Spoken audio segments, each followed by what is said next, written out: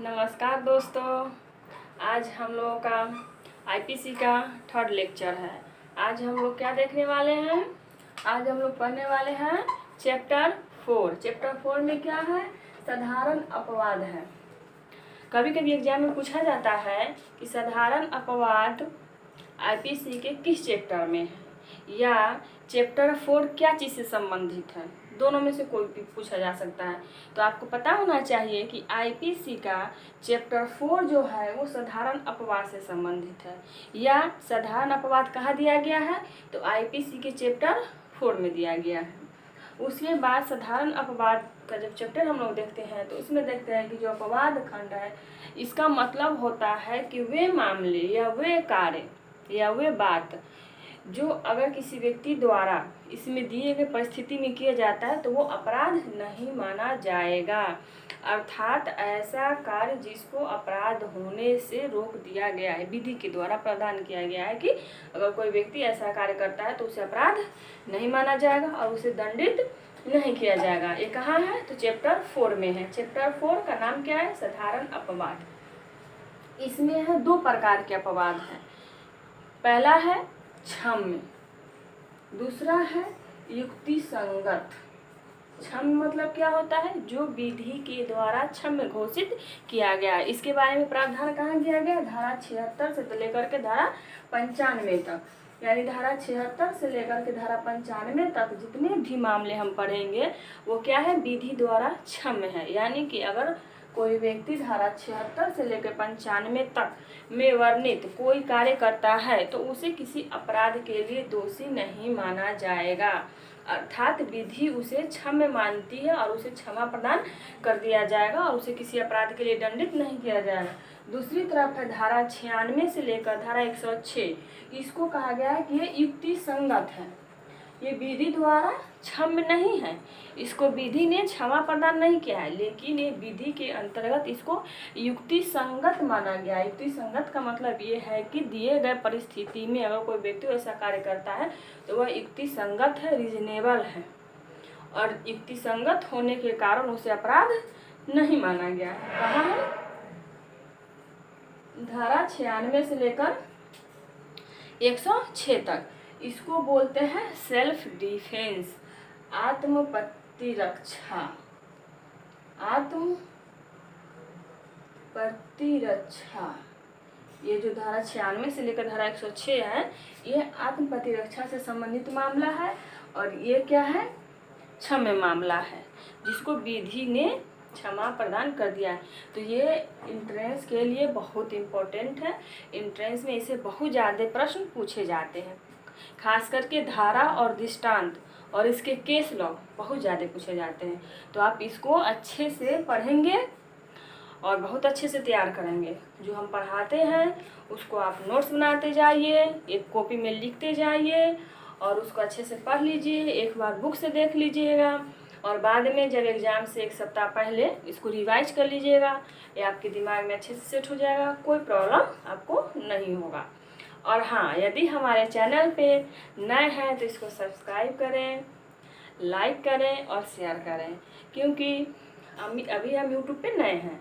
आप जितना इसको शेयर करेंगे उतना ही लोग इससे जुड़ सकेंगे और सारे स्टूडेंट को इसका लाभ मिल सकेगा। तो आगे हम लोग देखते हैं कि ये जो क्षम्य मामला है इसमें पहला धारा 76 से शुरू होता है। धारा 76 में क्या है? तो आज हम लोग जो लेक्चर सुनने वाले हैं, जो पढ़ने वाले हैं, वो धारा 76 के बारे में आज हम लोग पढ़ेंगे कि धारा 76 में क्या है। तो धारा 76 कहता है तथ्य का भूल क्षम्य है।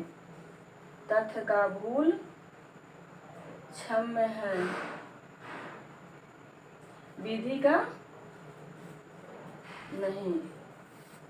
अर्थात धारा 76 क्या चीज से संबंधित है? प्रश्न पूछे जाते हैं एग्जाम में कि धारा 76 संबंधित है तथ्य की भूल से, विधि की भूल से। तो आपको बताना पड़ेगा कि तथ्य की भूल से, यानी धारा 76 में तथ्य की भूल को क्षम्य बनाया गया है, विधि की भूल को नहीं। इसमें एक मैक्सिम आती है, लैटिन सूत्र जिसको बोलते हैं, वो है इग्नोरेंसिया फेसिट एक्सक्यूटा। इग्नोरेसिया लेजिस नेमेनियम स्क्यूटा। ये सूत्र है, लैटिन सूत्र है। कभी कभी ये सूत्र ही लिख दिया जाता है।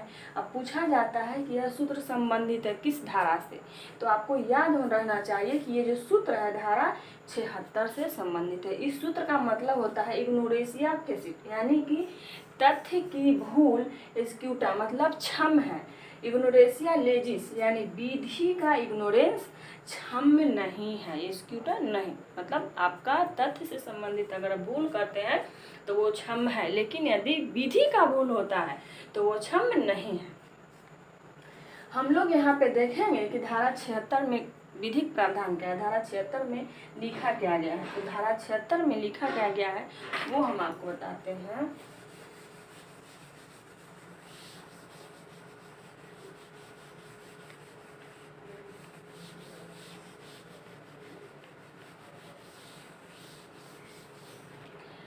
धारा 76 कहती है कि कोई भी बात अपराध नहीं है, कोई भी बात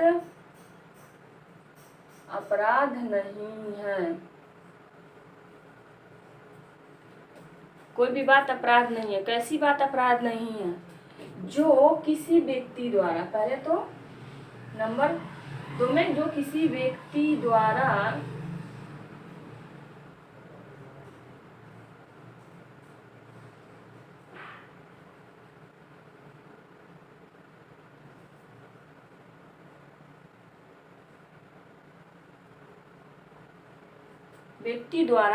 किया जाता है। कैसा? तो वो जब विधि द्वारा बाध्य है। किसके द्वारा बाध्य है? विधि द्वारा बाध्य है, पहला। या स्वयं को, दूसरा बात है, तीसरा बात है, स्वयं को विधि द्वारा बाध्य समझता है। पहला क्या है कि कोई भी बात अपराध नहीं है जो किसी व्यक्ति द्वारा विधि, जो किसी व्यक्ति द्वारा किया जाता है। कब किया जाता है? जब वह विधि द्वारा बाध्य है या स्वयं को विधि द्वारा बाध्य समझता है। और ऐसा जो समझता है वो तथ्य की भूल के कारण, किसके कारण? तथ्य की भूल के, तथ्य के भूल के कारण, न कि विधि के भूल के कारण, न कि विधि के भूल के कारण। और चौथा है, और वह सद्भावना पूर्वक विश्वास करता है, सद्भावना पूर्वक विश्वास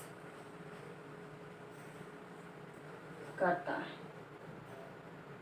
तो हम लोग आईपीसी का पढ़ने का सबसे बेस्ट तरीका यही है कि आप पहले सेक्शन को तोड़िए, उसमें क्या चीज़ें हैं, उसके क्या आवश्यकता है, इसको समझ लीजिए तो आपको धारा समझ में आ जाएगा, सब चीज़ समझ में आ जाएगा। तो मैंने आपको सेक्शन को तोड़ के बताया।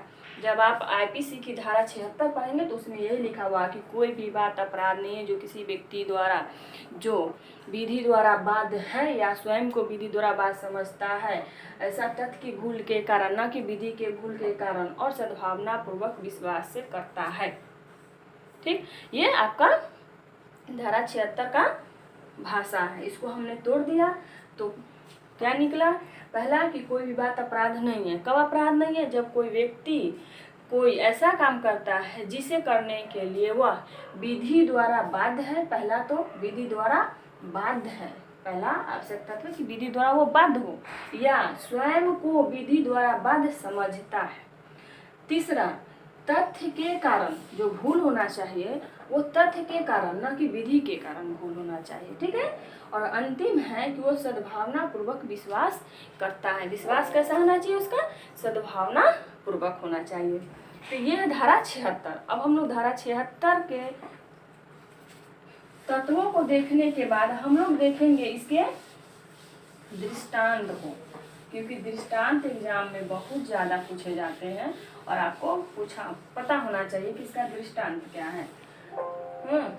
इसमें दो दृष्टांत दिए गए हैं, दृष्टांत 1 और दृष्टांत 2। दृष्टांत क्या है? पहला दृष्टांत में कहा गया है कि कोई व्यक्ति है, विधि के समादेश के अनुसार उसका कोई वरिष्ठ अधिकारी है। मान लीजिए कि एक पर्सन है, ये एक पर्सन है, ये वरिष्ठ अधिकारी है। क्या है ये? वरिष्ठ अधिकारी है। और मान लीजिए इसके नीचे 2-4 लोग और हैं, ये सब 2-4 लोग और हैं, ये सब उसके अधीनस्थ कार्य करने वाले लोग हैं। और ये वरिष्ठ अधिकारी जो है अपने अधीनस्थ अधिकारी को कोई आदेश देता है, और ऐसा आदेश कैसा होना चाहिए? विधि के समादेशों के अनुसार, यानी विधि के अनुसार, यानी विधि पूर्वक कोई वैध आदेश देता है वरिष्ठ अधिकारी कनिष्ठ अधिकारी को। और कनिष्ठ अधिकारी है ये, कनिष्ठ मतलब होता है छोटा, छोटे अधिकारी है। और उसके आदेश का पालन करते हुए अगर ये छोटे अधिकारी कोई कार्य करता है तब ये किसी अपराध के लिए दायित्वाधीन नहीं होगा। जैसे मान लीजिए कि कोई वरिष्ठ अधिकारी सेना का है, और ये सेना का वरिष्ठ अधिकारी है और सैनिक हैं, ये सब सैनिक हैं, और सैनिक को गोली चलाने का आदेश देता है। पहला दृष्टांत में यही है कि कोई वरिष्ठ अधिकारी जो है अपने सैनिकों को भीड़ पर गोली चलाने का आदेश देता है। और अगर इसमें से किसी सैनिक, मान लीजिए ये क है, ये ख है, ये ग है, इसमें से किसी सैनिक ने गोली चला दिया तो वो क्या है? किसी अपराध के लिए दोषी नहीं होगा। क्यों नहीं होगा? क्योंकि जो वरिष्ठ अधिकारी ने जो आदेश दिया है वो विधि के अनुसार दिया है, मतलब विधि में उसको पावर दिया गया है कि वो कुछ परिस्थितियों में गोली चलाने का आदेश दे सके, और ऐसा पावर है। और उसके अनुसार अगर वो विधि के समान उद्देश्यों के अनुसार आदेश देता है अपने छोटे अधिकारी को, यानी अपने सैनिकों को, कि तुम गोली चलाओ, और इसमें से क ख ग घ कोई भी सैनिक गोली चलाता है तो किसी अपराध के लिए दोषी नहीं है। क्यों नहीं है? क्योंकि जो वरिष्ठ अधिकारी का जो आदेश है वो वैध है। मान लीजिए यहीं पे दूसरा एग्जाम्पल लीजिए, कोई इंस्पेक्टर है, मान लीजिए कि कोई ये इंस्पेक्टर है। इंस्पेक्टर क्या करता है? 4 कांस्टेबल, ये क है, ये ख है, ये ग है, ये घ है, ये सब क्या है? कांस्टेबल को लेकर के एक झोपड़ी में जाता है जहाँ पे 4-5 लोग जुआ खेल रहे हैं। ठीक है, इंस्पेक्टर है, 4 कांस्टेबल को लेकर के कहाँ गया? एक झोपड़ी में जहाँ 4-5 लोग जुआ खेल रहे हैं। और वहाँ जा कर के इंस्पेक्टर ने कांस्टेबल को आदेश दिया कि तुम गोली चला दो, और कांस्टेबल ने गोली चला दिया, और जो झोपड़ी था या जो घर था उसके अंदर एक महिला घायल हो गई। अब क्या होगा? क्या ये विधि द्वारा क्षम होगा? तो नहीं, ये विधि द्वारा क्षम नहीं होगा। किसी भी इंस्पेक्टर को गोली चलाने का आदेश नहीं दे सकता वो ऐसी परिस्थितियों में जहाँ पे घर के अंदर लोग जुआ खेल रहे हो, तो वहाँ पे कोई और भी व्यक्ति हो सकता है। विधि के अंतर्गत उसको ऐसी दशा में गोली चलाने का आदेश देने का पावर नहीं है। यानी कि यहाँ पे इंस्पेक्टर का आदेश कैसा हो गया? अवैध, विधि के समान, विधि के अनुसार वो सही नहीं है। तो जब वो विधि के अनुसार सही नहीं है तो गोली चलाने का आदेश दे दिया, तो वहाँ पे क्या होगा? धारा 76 लागू होगा? नहीं लागू होगा। क्यों नहीं लागू होगा? क्योंकि यहाँ पे तथ्य की भूल नहीं हुई। किसकी भूल होगा? विधि की भूल होगा, लागू नहीं होगा। क्योंकि कनिष्ठ अधिकारी को ये अधिकार है कि यदि वरिष्ठ अधिकारी उसको गलत आदेश देता है जो प्रत्यक्षतः गलत है, तो वो उसको मानने से या पालन करने से इनकार कर सकता है। विधि में उसका ये शक्ति है। किसका? कांस्टेबल का। था कांस्टेबल को क्या चाहिए था? गोली चलाने से इनकार कर देना चाहिए था। वो किसी भी अपराध के लिए दोषी नहीं होता। तो हम लोग पहला दृष्टांत समझ गए। पहला दृष्टांत क्या है कि विधि के समादेशों के अनुवर्तन में, यानी विधि के अनुसार अगर वरिष्ठ अधिकारी जो है अपने कनिष्ठ अधिकारी को आदेश देता है और उसके अनुसार कनिष्ठ अधिकारी कार्य करता है तो वो किसी अपराध का दोषी नहीं। जैसे कि पहला दृष्टांत में ही लिखा हुआ कि वरिष्ठ अधिकारी के आदेश से कनिष्ठ जो सैनिक अधिकारी है उन्होंने गोली चलाया तो उन्होंने कोई अपराध नहीं किया। दूसरा दृष्टांत इसका हम लोग देखते हैं। इसका दूसरा दृष्टांत क्या है, आप लोग दृष्टांत पे ध्यान दीजिए, क्योंकि आईपीसी में जो एंट्रेंस लेवल पे जो होता है दृष्टांत बहुत इंपॉर्टेंट होता है। आपको दृष्टांत दिया जाएगा थोड़ा सा घुमा फिरा के और पूछा जाएगा कि बताइए क्या हुआ, अपराध है नहीं है, ऐसा करके पूछा जाता है। तो या फिर ये भी दे देते कि दृष्टांत किस धारा से संबंधित है। तो आपको दृष्टांत फोकस करना चाहिए, जो भी इम्पोर्टेंट दृष्टांत है वो हम आपको बताते चलेंगे। आप उसको अपने बुक में या बेयर एक्ट को सबसे पहले अपने पास रख लीजिएगा। हम आईपीसी पढ़ा रहे हैं तो आईपीसी का बेयर एक्ट रखिए, बुक रखिए। जहाँ ना समझ में आए बुक से सहायता लीजिए, नहीं तो बेयर एक्ट सामने रखिए और उसको जैसे हम पढ़ा रहे हैं वैसे जो इम्पोर्टेंट चीज़ें हम अंडरलाइन करने के लिए बोल रहे हैं, आपको बता रहे हैं, आप उसको अंडरलाइन करते चले ताकि आपको वो चीज़ें समझ में आ जाए आसानी से, और बाद में जब आप रिवीजन करें तो आपको अच्छे से समझ में आए। दूसरा दृष्टांत है कि मान लीजिए एक न्यायालय का ऑफिसर है, ये कोर्ट है, न्यायालय का ऑफिसर है और न्यायालय के ऑफिसर ने न्यायालय के आदेश के अनुसार वो किसी व्यक्ति को गिरफ्तार करने जाता है। मान लीजिए कोर्ट है तो कोर्ट वारंट और समन का निष्पादन तो स्वयं नहीं करता है, किसी व्यक्ति को भेजता है, वो जो न्यायालय का ऑफिसर होता है। तो मान लीजिए एक क नामक व्यक्ति है, ये न्यायालय का ऑफिसर है जो वारंट लेकर के कहाँ जा रहा है, किसी व्यक्ति को गिरफ्तार करने जा रहा है। वारंट लेकर गिरफ्तार करने गया और वो सद्भावना पूर्वक जांच विचार करने के बाद किसको गिरफ्तार करना है, उसको य को गिरफ्तार करना है। लेकिन वो म को गिरफ्तार कर ले जाता है। किसको गिरफ्तार कर लेता है, म को। सद्भावना पूर्वक जांच विचार करने के बाद उसको लगता है कि म ही यह है। कौन है, म ही यह है, और इस गलती में वो क्या करता है, म को गिरफ्तार कर लेता है। जबकि उसको गिरफ्तार करने का आदेश किसको था, य को, लेकिन वो जांच विचार कर लेता है। उसके बाद उसको विश्वास होता है कि म ही कौन है, यह है, और वो म को गिरफ्तार करके ले आता है।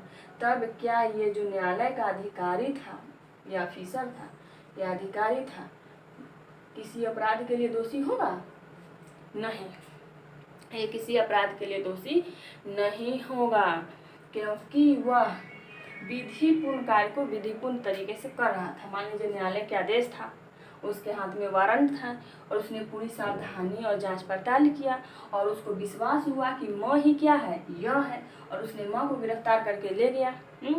तो बाद में जो क अधिकारी है उसके ऊपर सदोष परिरोध का वाद संसित नहीं किया जा सकता है, क्योंकि उसने तथ्य की भूल किया। क्या चीज की भूल हुई यहाँ पे, उससे तथ्य की भूल हुआ। ठीक है, तो ये दो दृष्टांत है इसमें, और ये दोनों दृष्टांत बहुत इंपॉर्टेंट है और आपको पता होना चाहिए। आगे अब हम लोग देखेंगे धारा 76 के आवश्यक तत्व क्या है। ठीक है, हम लोग धारा समझ गए, धारा में क्या लिखा है, इसका दृष्टांत भी समझ गए कि इसके दृष्टांत में क्या लिखा है। ठीक, तो अब हम लोग इसके आवश्यक तत्व को समझ लें। धारा 76 के आवश्यक तत्व, तो इसके 4 आवश्यक तत्व हैं। पहला आवश्यक तत्व में हो गया कि कोई कार्य जिसे करने के लिए वह विधि द्वारा बाध्य है। कोई व्यक्ति है, कोई व्यक्ति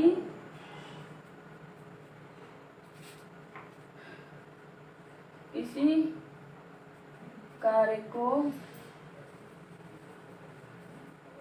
करने के लिए विधि द्वारा बाध्य है। ठीक है, पहला तो हो गया कि कोई व्यक्ति किसी कार्य को करने के लिए विधि द्वारा बाध्य है, पहला आवश्यक तत्व। दूसरा, या वह स्वयं को विधि द्वारा बाध्य समझता है, या स्वयं को विधि द्वारा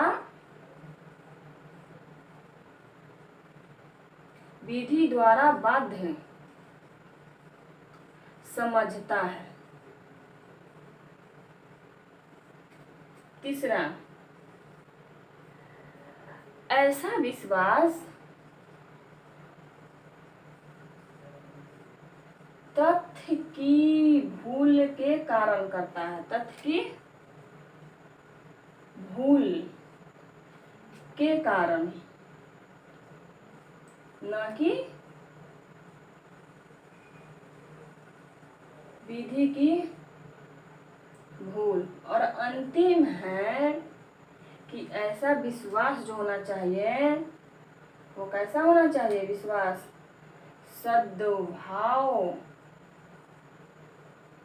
पूर्ण होना चाहिए। कैसा होना चाहिए, सद्भाव पूर्ण होना चाहिए। विश्वास सद्भाव पूर्ण होना चाहिए। ठीक है, इसके 4 आवश्यकता तुम्हें करना। धारा 76 के आवश्यक तत्व कितने हैं, तो 4 हैं। पहला है कि कोई व्यक्ति किसी कार्य को करने के लिए विधि द्वारा बाध्य हो, पहला आवश्यक तत्व हो गया, या वह स्वयं को विधि द्वारा बाध्य समझता है। तीसरा है कि ऐसा विश्वास वह तथ्य की भूल के कारण करता हो, न कि विधि की भूल के कारण। और अंतिम है, विश्वास जो होना चाहिए वो सद्भावना पूर्वक होना चाहिए, यानी दुराशय या ईर्ष्या के कारण नहीं होना चाहिए। तो ये 4 आवश्यक तत्व हैं, ये आपको पता होना चाहिए। क्यों, क्योंकि अगर आपसे एग्जाम में पूछा जाता है कि धारा 76 के आवश्यक तत्व हैं, कौन कौन से हैं, कौन कौन से नहीं हैं, तो ऑप्शन में यही 4 लिख के आ जाता है। कभी कभी इसमें से 3 लिख देगा, कोई एक हटा देगा, कौन सा तत्व नहीं है, या 2 लिख देगा, पूछेगा कौन कौन से आवश्यक तत्व में शामिल है, तो आपको मान लीजिए इसमें से 2 लिखा रहेगा, 2 गायब रहेगा, कोई दूसरा और 2 ऑप्शन में रहेगा, तो आपको उसमें से छांटना पड़ेगा। तो आपको पता होना चाहिए पहला क्या है, तो कोई व्यक्ति किसी कार्य को करने के लिए विधि द्वारा बाध्य है, या दूसरा स्वयं को बाध्य समझता है, और ऐसा विश्वास तथ्य की भूल के कारण करता है, न कि विधि के भूल के कारण। और अंतिम है, विश्वास सद्भावना पूर्ण होनी चाहिए, यानी सद्भाव में, ईर्ष्या दुश्मनी में नहीं, सद्भाव में। तो ये 4 आवश्यक तत्व है, आप इसको नोट कर लीजिए या अपने बुक में टिक लगा लीजिए, जो डायरेक्ट है उसमें टिक लगा लीजिए, आप इसको नोट कर लीजिए। अब इसके आगे हम लोग क्या देखेंगे कि विधि द्वारा बाध्य है, स्वयं को समझता है, भूल जो होना चाहिए तथ्य की होना चाहिए। अब भूल क्या है भाई, सबसे इसमें क्या है, इम्पोर्टेंट चीज़ क्या है, तथ्य की भूल। तो तथ्य की भूल क्या है, अब हम लोग ये देखेंगे कि तथ्य की भूल क्या है।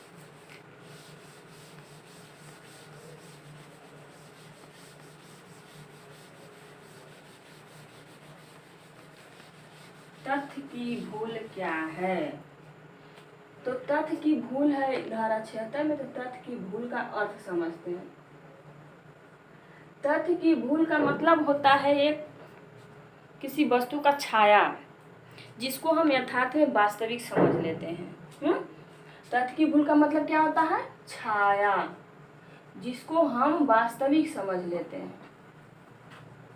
क्या समझते हैं हम उसको, वास्तविक समझ लेते हैं, लेकिन वो होता छाया मात्र है, लेकिन हम उसको वास्तविक समझ लेते हैं। जैसे मान लीजिए कि रात्रि में कोई व्यक्ति किसी वस्तु को देखता है और उसको व्यक्ति समझ लेता है। रात का समय है, रात के समय में तो ऐसी भी चीज़ कम दिखाई पड़ती है अंधेरे में, और रात के अंधेरे में वह किसी व्यक्ति को क्या समझ लेता है, कोई वस्तु रखा है उसको व्यक्ति समझ ले रहा है वो, लेकिन जब उसके पास जाता है तो पता चलता है कि वो क्या है, लकड़ी का कुंदा है। तो ये क्या हो गया, तथ्य की भूल हो गई। क्यों, क्योंकि वो रात्रि के अंधेरे में किसी वस्तु को देखा और उसे व्यक्ति समझ लिया, उसको लगा कि कोई आदमी खड़ा है। ये सामान्यतः होता है, गाँव में बहुत अंधेरा रहता है रात में, तो वो क्या होता है कि लोग किसी चीज़ को कुछ और समझ लेते हैं, जैसे भूत, कोई पेड़ पौधे को देखे, कोई वस्तु को देखे, समझ लिया वहाँ भूत बैठा है, जबकि वास्तव में भूत कुछ ऐसा होता नहीं, वो कोई चीज़ वस्तु होती है। तो मान लीजिए कि कोई व्यक्ति रात के अंधेरे में कोई वस्तु को देखा और उसको व्यक्ति समझ लिया। जब उसके पास गया तो मालूम चला कि वो लकड़ी का कुंदा था। तो ये क्या है, इसी को बोलते हैं तथ्य की भूल, इसको बोलते हैं तथ्य की भूल। मान लीजिए कि रात्रि में कोई व्यक्ति गया बाहर, कोई वस्तु देखा और उसको वो प्रेत समझ के पीटने लगा। कोई वस्तु देखा और उसको भूत समझा। क्या समझा? भूत। रात्रि के में जो गाँव में होता है, रात में लोग अक्सर डर जाते हैं कि यहाँ भूत है, और वो देखा बाहर, उसको भूत समझ में आया, वो गया उसको पीटने लगा। लेकिन बाद में पता चला कि वो भूत ना होकर के क्या है, कोई क नामक व्यक्ति है। बाद में पता चला वो व्यक्ति था। तो क्या होगा? क्या वो किसी अपराध के लिए दोषी होगा? नहीं होगा। क्यों? क्योंकि जो उसका विश्वास था वो क्या था, वहाँ पे जो उसका विश्वास था वो गलत साबित हो गया। वो जिसको समझ रहा था भूत, वो भूत न होकर के एक व्यक्ति था, यानी कि उसको तथ्य के बारे में भ्रम हो गया। तो इसी को बोलते हैं तथ्य की भूल। अब एक चीज जो और पूछा जा सकता है एग्जाम में, वो पूछा जा सकता है कि भूल और अज्ञानता में अंतर क्या है। भूल और अज्ञानता में अंतर क्या है, ये भी कभी कभी पूछा जाता है। ऐसे ज़्यादा तो पूछा नहीं जाता, लेकिन आप जानकारी के लिए जान लीजिए कि भूल किसको कहते हैं और अज्ञानता क्या होता है। एक तरफ है भूल और दूसरी तरफ है अज्ञानता। इसमें क्या अंतर है भाई? भूल वैसा ही दिखता है, अज्ञानता भी वैसा ही दिखता है, तो इसमें अंतर क्या है?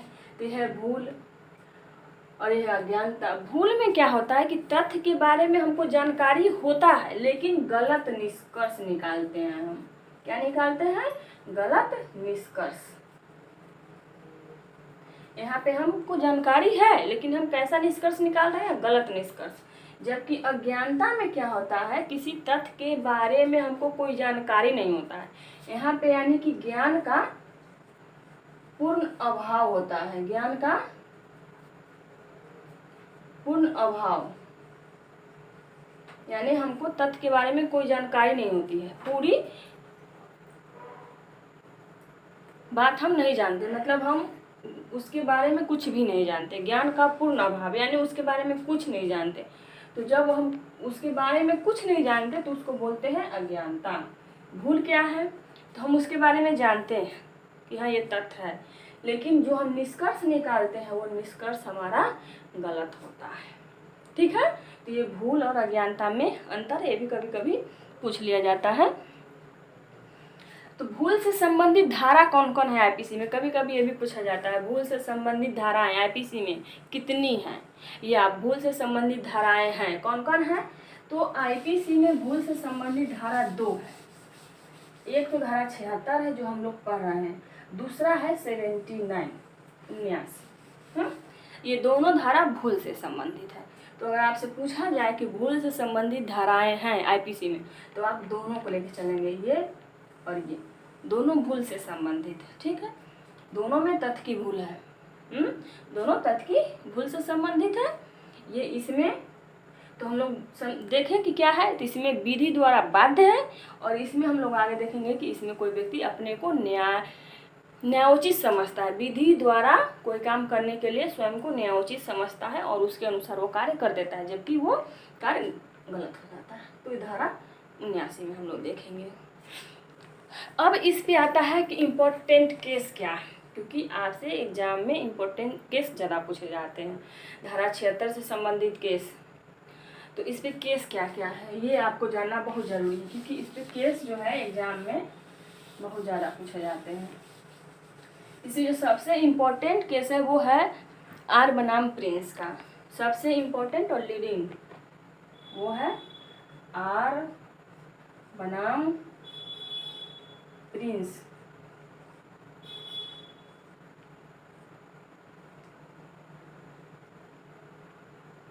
पहला केस लिख लीजिए, आर बनाम प्रिंस। ये इम्पोर्टेंट था और ये पहला केस है।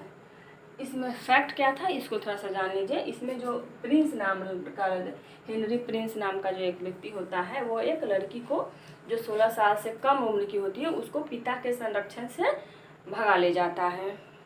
बाद में जब वो पकड़ा जाता है तो वो कहता है कि वो इस तथ्य को नहीं जानता था कि लड़की 16 साल से कम उम्र की है, क्योंकि लड़की ने उसको बताया था कि वो 16 साल की है और वो उसने उस पर विश्वास कर लिया था। लेकिन जब न्यायालय में मामला गया तो वहाँ पता चला कि लड़की 16 साल से कम उम्र की है, और उसके पिता ने साबित भी कर दिया कि लड़की 16 साल से कम उम्र की है। तो यहाँ पे इससे तथ्य की भूल हुई थी। लेकिन प्रिंस को इसमें तथ्य की भूल का बचाव नहीं दिया गया। क्यों नहीं दिया गया पता है? क्योंकि न्यायालय का कहना था कि प्रिंस इस बात को जानता था कि किसी भी लड़की को उसके पिता के संरक्षण से हटाना अनैतिक कार्य भी है और वह इसलिए उम्र के संबंध में रिस्क ले सकता था और इसके संबंध में वो जोखिम उठा सकता था। और उसने कैसा काम किया? एक अनैतिक कार्य किया। एक पुत्री को उसके पिता के संरक्षण से बाहर कर दिया और वह इस बात को जानता था कि पिता के संरक्षण से उसकी पुत्री को भगा ले जाना अनैतिक है, अपराध है। इसीलिए उसको विधि द्वारा क्षम्य नहीं माना गया और उसे धारा 76 का लाभ नहीं दिया गया। पहला केस। दूसरा केस इसमें इम्पोर्टेंट है, वो है आर बनाम टाल्सन का।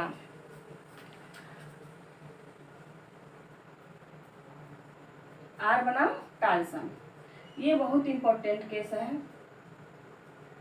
इस पे आर बनाम टाल्सन, इसका फैक्ट क्या था ये जान लीजिए। इसमें क्या था, इसमें मिसेस टाल्सन और मिस टाल्सन, इसमें जो टाल्सन रहते हैं वो मिसेस टाल्सन से शादी करते हैं और शादी के 1 साल बाद वो उसका त्याग कर देते हैं और वो चले जाते हैं दूसरे देश, इंग्लैंड चले जाते हैं। और जब वो उनका शादी होता है उसके 7 साल, यानी कि इंग्लैंड में, ये टाल्सन जो है अमेरिका चले जाते हैं, ठीक। और इंग्लैंड में नियम है कि कोई भी शादी होता है तो उस शादी के 7 साल बाद तक यदि पति लापता हो जाता है और तलाक नहीं होता है, पति लापता हो गया, तो आपको 7 साल तक इंतजार करना पड़ेगा। मिसेस टाल्सन शादी कर ली 6ठे साल में, यानी कि 7वां साल से पहले ही। 7 साल इंतजार नहीं की, 6 साल के बाद उन्होंने शादी कर लिया। तो जब वो 6 साल के बाद शादी किए, उसके बाद टाल्सन जी आ गए अमेरिका से वापस और उन्होंने दुर्विवाह का मुकदमा चलाया।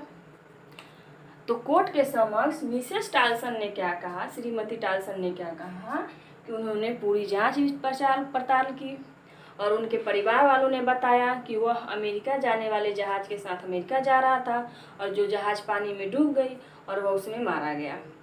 तो श्रीमती टाल्सन को विश्वास हो गया कि उसका पति अब मर चुका है और वह कोई अपराध अब नहीं कर रही है और इसलिए उन्हें पुनः शादी कर लिया।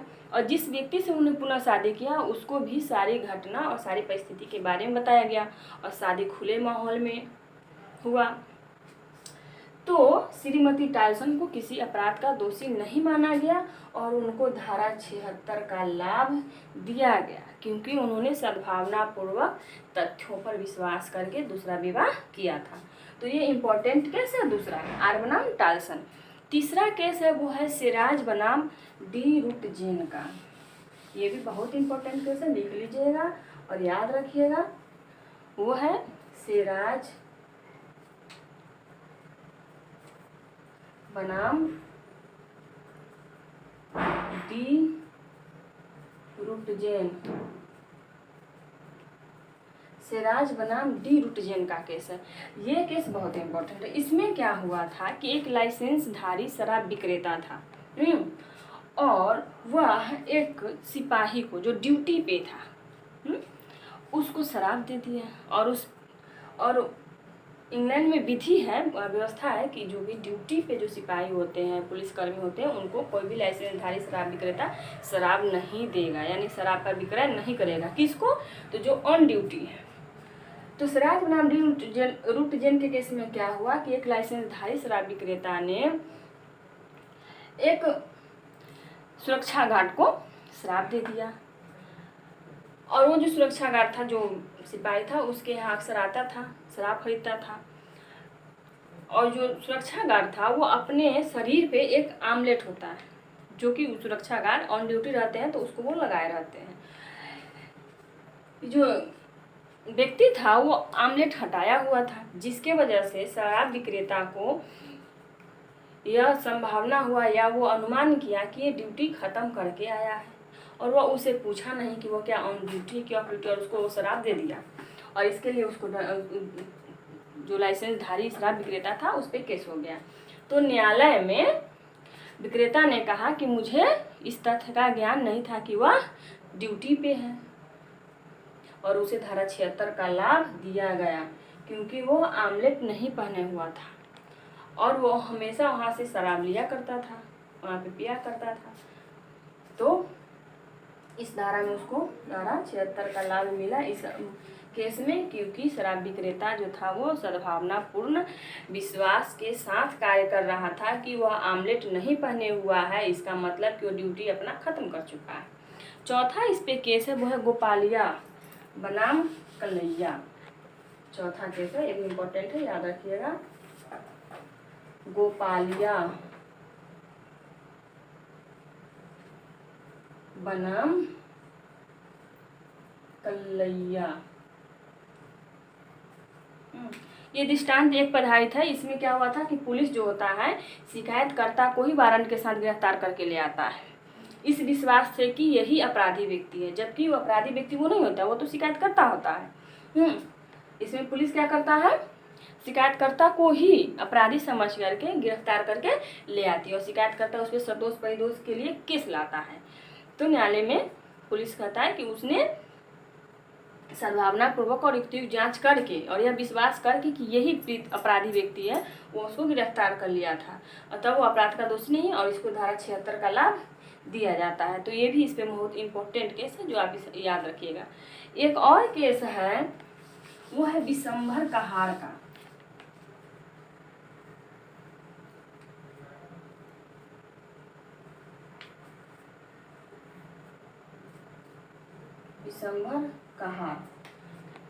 विशंभर कहार का मामला है, ये भी इम्पोर्टेंट केस है। इस केस में हुआ क्या था कि इसमें एक व्यक्ति था, उसने क्या किया, देवी को प्रसन्न करने के लिए, विशंभर कहार, इसमें क्या हुआ था, देवी को प्रसन्न करने के लिए अपने बेटा को बलि चढ़ा दिया। मान लीजिए कि कोई व्यक्ति था और देवी को प्रसन्न करने के लिए, हमारे हिंदू धर्म में देवी देवता की पूजा होती है, बलि भी चढ़ाया जाता है। तो विशंभर कहार ने क्या किया, विशंभरी कहार ने क्या किया कि देवी को प्रसन्न करने के लिए अपने पुत्र को, किसको, पुत्र को बलि चढ़ा दिया गया। तो इसमें क्या होगा, उसको क्या मिलेगा, विधि का लाभ मिलेगा धारा 76 का? नहीं मिलेगा, क्योंकि उसका कार्य तथ्य की भूल के कारण नहीं हुआ था। पुत्र का बलि चढ़ाना किसी भी मामले से तथ्य की भूल नहीं है, आप जान रहे हैं कि आप कौन सा काम कर रहे हैं, इसलिए विशंभरी कहार को धारा 76 का लाभ नहीं दिया गया, क्योंकि वो जान रहा था कि वो देवी को प्रसन्न करने के लिए अपने पुत्र का बलि चढ़ा रहा है, और वो पुत्र ही था वास्तव में, और उसको मार डाला, तो उसको कोई लाभ इसका नहीं दिया गया। उसके बाद दूसरा केस है वो है सियट अली बनाम पटना का केस है। ये सियट अली का केस है, याद कर लीजिएगा।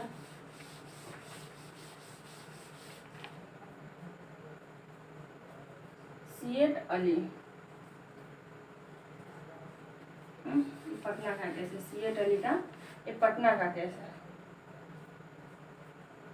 इसमें क्या हुआ था, सियट अली ने अपनी पत्नी को, उसको विश्वास हो गया कि उसकी पत्नी के शरीर पे भूत है, और उस भूत को भगाने के लिए पत्नी को इतना पीटा कि उसकी मृत्यु हो गई। तो इसको भी धारा 76 का लाभ नहीं मिला, क्योंकि जो उसका कार्य था वो तथ्य की भूल के कारण नहीं था। वो जान रहा था कि वो उसकी पत्नी है और उसको बहुत ज़्यादा मारेगा तो मर जाएगी। तो ये कि वो भूत को भगाने के लिए उसको पिटाई किया, तो उसको धारा 76 का लाभ नहीं मिला। लेकिन एक इस पर इम्पोर्टेंट केस है वो है धाकी सिंह का। इलाहाबाद हाई कोर्ट का निर्णय है, इसमें केस का नाम है धाकी सिंह।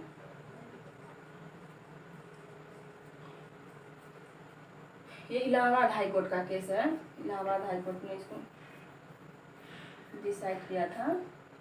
देखिए धाकी सिंह के मामले में क्या हुआ था, तो इसमें क्या था कि एक पुत्र था जिसको पिता ने शेर समझ लिया, और पिता ने क्या किया, उसका हत्या कर दिया। तो धाकी सिंह के मामले में क्या हुआ था, पिता ने क्या किया, पुत्र को शेर समझा, क्या समझ लिया, शेर, और उसकी क्या कर दी, हत्या कर दी। तो किसी अपराध के लिए दंडित होगा, नहीं होगा। क्यों, क्योंकि यहाँ वो तथ्य की भूल कर रहा था। वो अपने पुत्र को पुत्र न समझ के क्या समझा था कि वो एक शेर है, और एक शेर की हत्या कर सकता है इंसान। जब शेर आपके सामने है, आप पे अटैक करने वाला है, आपका प्राण लेने वाला है, तो आप उसको मार डालिए। तो इसीलिए धाकी सिंह के मामले में इलाहाबाद हाईकोर्ट ने क्या किया, धारा 76 का लाभ प्रदान किया गया, क्योंकि इसमें उससे तथ्य की भूल हुई थी। अब हम लोग दूसरा टॉपिक पढ़ते हैं। इसमें जो इसका आधा है वो है तथ्य का भूल, तो समझ में आ गया। तथ्य का भूल क्षम है, परंतु विधि का भूल क्षम नहीं है। तो ये क्या होता है, विधि का भूल, और विधि का भूल क्षम क्यों नहीं बनाया गया। तो हम लोग देखते हैं विधि का भूल। विधि का भूल मतलब होता है कि कोई भी ऐसा कार्यालोप जिसको विधि के द्वारा निषिद्ध किया गया है, या कोई भी ऐसा वस्तु जिसके बारे में विधि में प्रावधान किया गया है, और आप उस विधि का भूल करते हैं, तो आपको लाभ नहीं मिलेगा। जैसे आईपीसी में चोरी करना क्या है, दंडनीय है, और आप जाकर किसी के घर में चोरी कर ले आते हैं और फिर कहते हैं कि हमको पता नहीं था कि चोरी करना अपराध है, तो आपको ऐसा नहीं कहने दिया जाएगा। आपको क्या करना पड़ेगा, सजा हो जाएगी, आपको जेल जाना पड़ेगा। क्यों, क्योंकि आईपीसी में, भारतीय दंड संहिता में प्रावधान किया गया है कि कोई भी व्यक्ति चोरी नहीं करेगा, और चोरी कब माना जाएगा ये उसको परिभाषित किया गया है, और अगर आप चोरी करते हैं तो उसको सजा आपको मिलेगी। इसलिए विधि का भूल क्षम नहीं है, ठीक है, विधि का भूल क्षम नहीं है। क्यों क्षम नहीं है, विधि का भूल क्यों क्षम नहीं है, इसके संबंध में किसने बहुत अच्छी वकालत की, यह गुरुतर तर्क दिया, बहुत अच्छा तर्क दिया कि विधि का भूल क्षम नहीं करना चाहिए। इसके बारे में सबसे अच्छा तर्क किसने दिया है, कभी कभी ये भी पूछा जाता है कि विधि का भूल क्षम नहीं है, इसके बारे में सबसे अच्छा तर्क किसके द्वारा दिया गया है, तो है ऑस्टिन। कौन है, ऑस्टिन महोदय। कौन है, ऑस्टिन महोदय। इन्होंने कहा कि ऐसे दो कारण हैं। कौन, कितने कारण हैं, दो कारण हैं, याद रखिएगा। ऐसे दो कारण हैं जिसके कारण विधि की भूल को क्षम नहीं करना चाहिए। पहला कारण है कि यदि भूल को उन्मुक्ति का आधार बना दिया गया, यानी भूल, पहला है कि यदि विधि के भूल को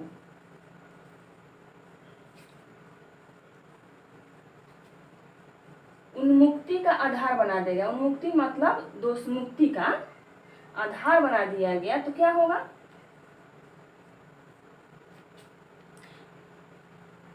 न्यायालय या न्याय प्रशासन ऐसे प्रश्नों से उलझ जाएगा जिसका निपटारा करना लगभग असंभव हो, या न्याय प्रशासन करना असंभव हो जाएगा।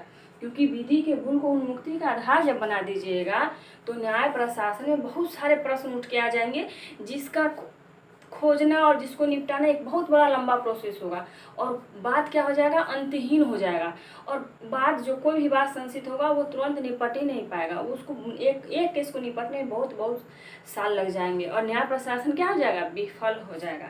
इसलिए विधि के भूल को उन्मुक्ति का, दोष मुक्ति का आधार नहीं स्वीकार किया गया है। दूसरा है कि अगर विधि की भूल को स्वीकार कर लिया जाए तो पक्षकार क्या करेंगे, विधि के भूल का ही बचाव लेंगे। क्या करेंगे पक्षकार, पक्षकार सदैव विधि के भूल का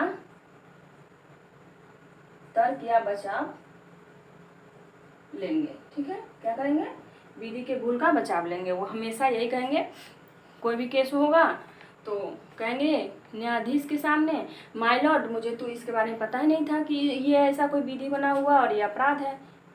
तो क्या हो जाएगा, हर मामले में लोग इसी का बचाव ले लेंगे और छूट जाएंगे। उनके ऊपर कोई कार्रवाई नहीं हो पाएगी, उनको कोई सज़ा नहीं मिल पाएगा और न्याय प्रशासन समाप्त, कोई न्याय प्रशासन ही नहीं पाएगा।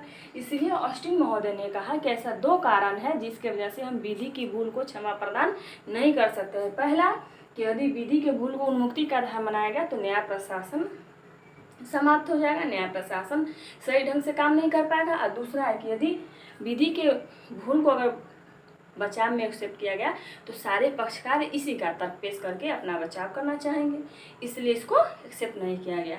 अब एक महत्वपूर्ण प्रश्न ये उठता है कि क्या विधि का भूल या विधि का पालन करना विदेशी के लिए आवश्यक है, क्योंकि विदेशी तो हमारे देश के नहीं होते हैं, वो हमारे देश की विधि को भी नहीं जानते, तब क्या होगा उनके लिए।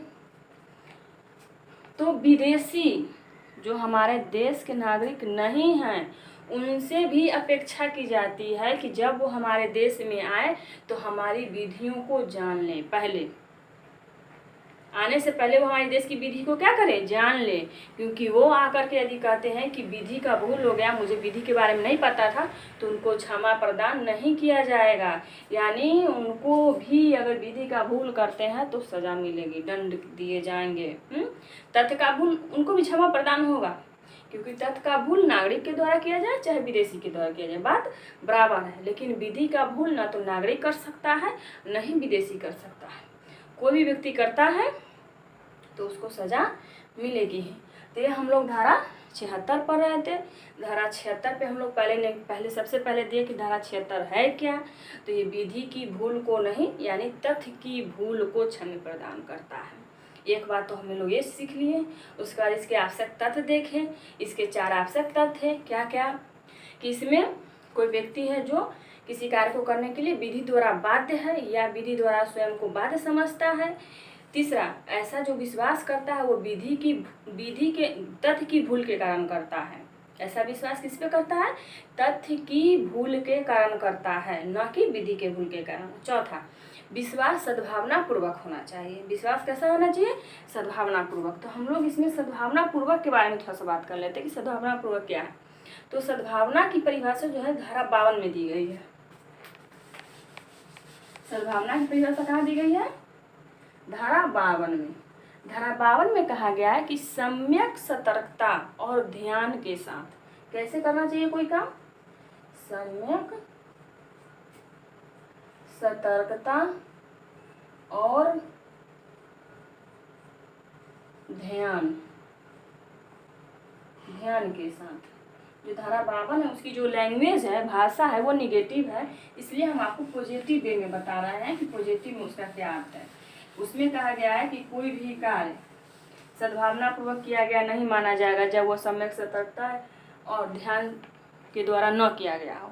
इसका मतलब यह हुआ कि कोई भी काम जो सम्यक सतर्कता और ध्यान के साथ किया जाए तब उसको सद्भावना पूर्वक माना जाएगा, अन्यथा उसको सद्भावना पूर्वक नहीं माना जाएगा। तो धारा 76 में यही लागू होता है कि सद्भावना पूर्वक कार्य तभी माना जाएगा कि वो व्यक्ति जो है सम्यक सतर्कता और ध्यान के साथ विश्वास करे कि वो उस काम को करने के लिए विधि द्वारा बाध्य है या बाध्य समझता है।